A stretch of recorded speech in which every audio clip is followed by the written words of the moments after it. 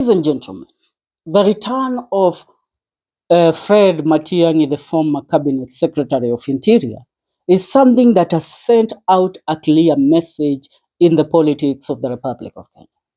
Matiang'i has been popularizing his bid for presidency.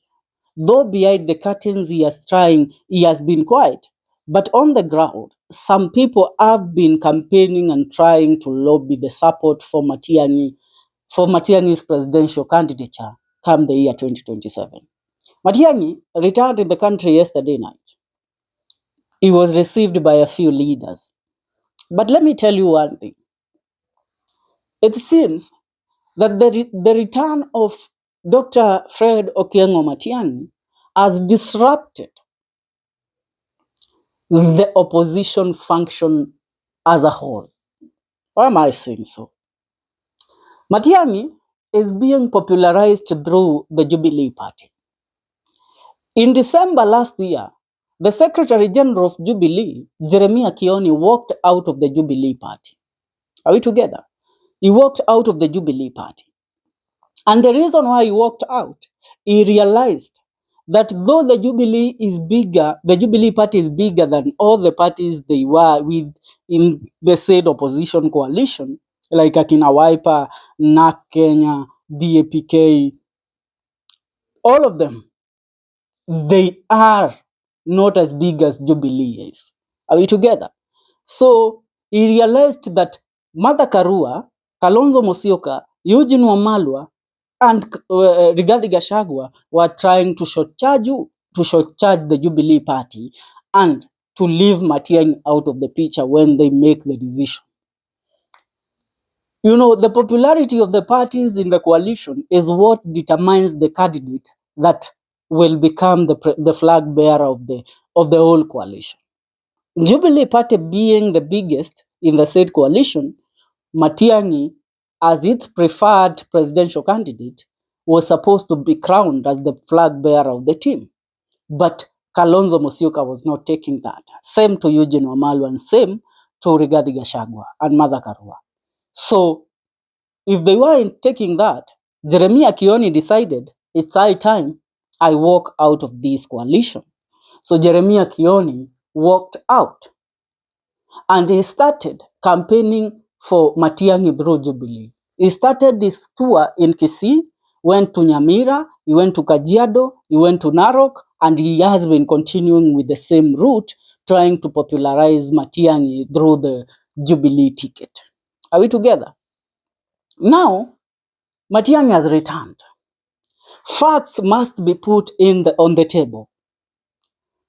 When we look at the whole function of the opposition, even on the track record of performance and being a competent candidate, Kalonzo Musyoka has the experience, yes, he was a vice president. But the man has been shielded from going head on with William Ruto, I don't know, due to his fear or to a code of conduct that he obeys or respects. Are we together? So Kalonzo Musyoka, going head on with President William Ruto. Ruto is a bulldozer. Ruto is a man that doesn't fear. He goes for it when he wants it. And Kalonzo is there speaking in parables. Eti kuna mutu, sema kuna Ruto. So such somebody is not someone that Kenyans need right now. Kenyans need somebody that will tell Ruto this and that. The only person that is doing that is Rigathi Gachagua. He is the only person that is courageous enough to face William Ruto. But when you come to Rigathi Gachagua's track record, the man gained all this popularity and sympathy not because he is so good. It's because he was impeached. So he won this popularity through sympathy. So when it comes to working and delivering, if he is a president, then nyani ni yule yule tu, msitu ndio utakuwa umebadilika. Bado atakuwa akikula mandizi. So he will continue with these old traits. And another thing, according to the constitution, Gachagua is barred to do what? To become to vie for any elective position in the country. because he was impeached. So it has to take him about 10 years before he comes again to buy. Are we together? Now get to Martha Karua. The popularity of Martha Karua has dimmed. When you come to look at her track record, it's compatible, yes. But Karua has lost the charisma that she had back during the Kibaki era because hata yeye amezeeka. Go to one, Eugene Wamalwa. Eugene Wamalwa can only be an underdog and a person that pushes the rest. In terms of becoming a presidential candidate, the man can't be. He can only be a CS or something within the regime. But there is another compatible candidate, a very competent candidate that we have. The man from Mulembe Nation that will stand in place is none other than George Natembeya. So George Natembeya can become a deputy presidential candidate. We can't give him the presidential ticket. Are we together? George Natembeya is delivering to the people of Trans Nzoia. At the same time, he is fighting for Kenya. He is speaking openly. He is telling President William Ruto things as they are supposed to be told. Are we together? Leave George Natembeya aside. Now that one, tumempea deputy presidential candidate. Come to Matiang'i now. Fred Okengo Matiang'i, let me give you the track record of this man. When Uhuru brought him in, he brought him into the cabinet. He brought him as the cabinet secretary of ICT. And Matiang'i forced every Kenyan in this country to migrate from analog to digital. Are we together? Ikakuwa everybody, the migration from analog to digital created a lot of job opportunities for youths, for Kenyans. Kukakuwa na online writing, content creation, blogging, vlogging, and all that. Yes, that is Matiang'i. Watu walikuwa wanaambiwa migrate from analog to digital, wanakataa. But because of the bulldozer he is and the technocrat Matiang'i is, he pushed them towards that. Are we together? Now, akatolewa from the docket of ICT. Matiang'i was taken to the docket of education. Matiang'i streamlined the education docket. When he came in the education, mwenye alikuwa anaondoka was none other than Kaimenyi. Cabinet secretary then was Kaimenyi from Meru County. After Kaimenyi left, Matiang'i took over the docket when teachers demonstration and protests were ongoing. Yani ungepata walimu, they were protesting like for 2 months or 3 months. Matiang'i streamlined that. Are we together? He made sure that teachers are not going on the street again. Again, he made sure that he had dealt with exam malpractices all over the country. Ikakuwa, ile kuiba mtihani ilikuwa inaibiwa, Matiang'i has tamed it. That is the track record of this man. Akatolewa hapo, akapelekwa, he was not being moved because he was incompetent in this docket. He was performing in this docket. Now, Uhuru realizes he docket deserves this man because he is the man that can deliver in this, for he has delivered in this. So, akatolewa ICT, akapelekwa education, from education, akapelekwa wapi? Interior. In interior, when Matiang'i took over, kulikuwa na Dusit attack, kulikuwa na Westgate Mall, those kind of hits ambazo tulikuwa tunapigwa na Al-Shabaab, the Garissa attack. Are we together?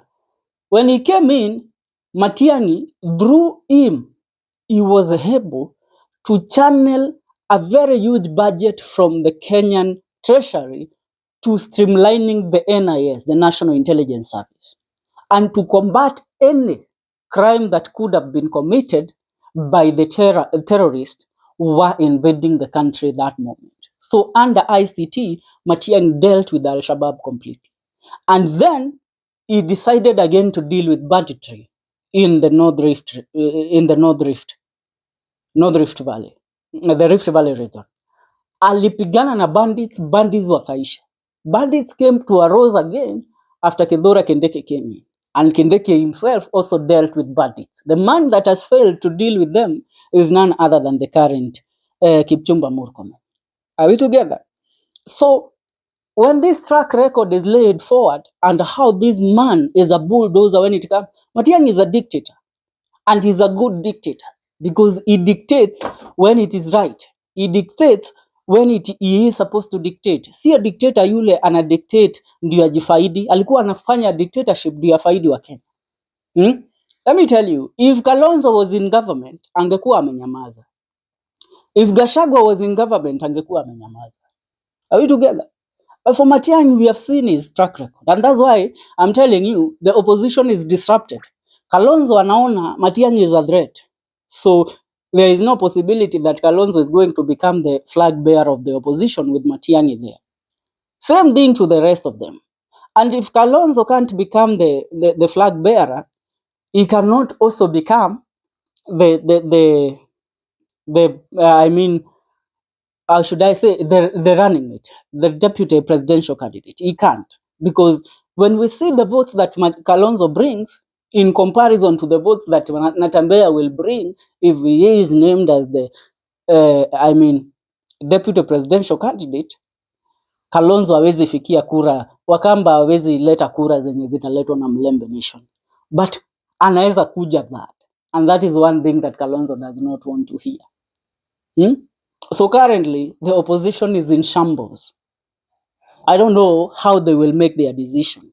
But currently, they need to sit down, and most of them need to put their ambitions aside. People like Kalonzo Musyoka, people like Eugene Wamalu and Martha Karua, they need to put their ambitions aside so that they will work for the betterment of the nation, not for their own benefit. But I would really love to hear your piece of thought in regards to this analysis and the return of Matiang'i in the country. Kwa sasa ni hapo tunakamilisha. Remember, this is the Felix Report. Tafadhali, wherever you're watching us from, make sure you subscribe to our YouTube channel. See you in our next video.